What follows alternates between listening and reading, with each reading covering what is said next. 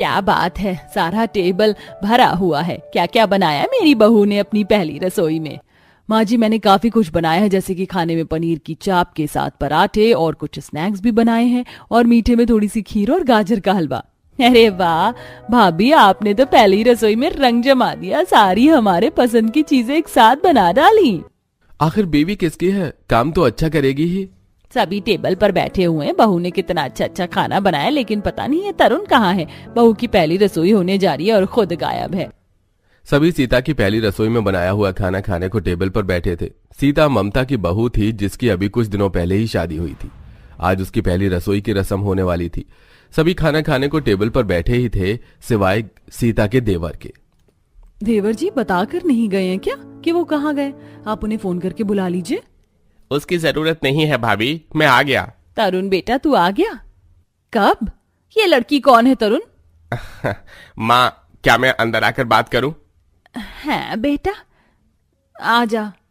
तरुण अपने साथ एक लड़की को लेकर आया था, जिसे देखकर सारे घर में शांति का माहौल हो गया। तरुण को ममता ने घर में बिठाया और फिर उससे पूछा, कौन है ये लड़की तरुण? माँ, ये मेरी पत्नी है और अब से आपकी बहू भी।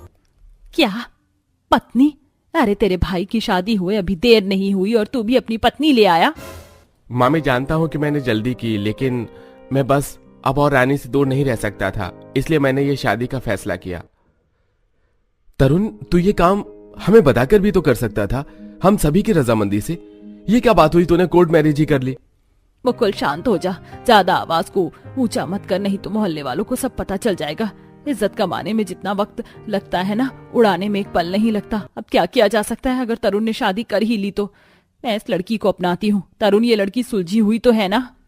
हाँ हाँ माँ, बिल्कुल। आखिर रीना मेरी पसंद है। रीना बहुत अच्छी लड़की है माँ।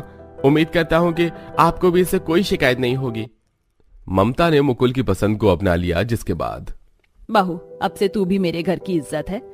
इससे मिल, इसकी अभी 2 दिन पहले ही शादी हुई है। यह है मेरी बहू सीता, यह है मेरी इकलौती बेटी भूमि, और यह है मेरा बड़ा बेटा मुकुल। नमस्ते आप सभी।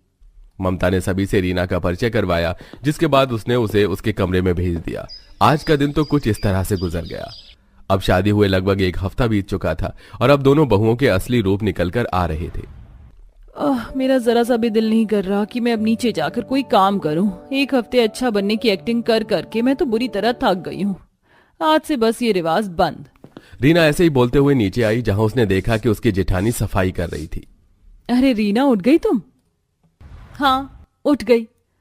क्या बात है, तुम गुस्से में क्यों हो? मुझसे ज्यादा सवाल मत करो, जाओ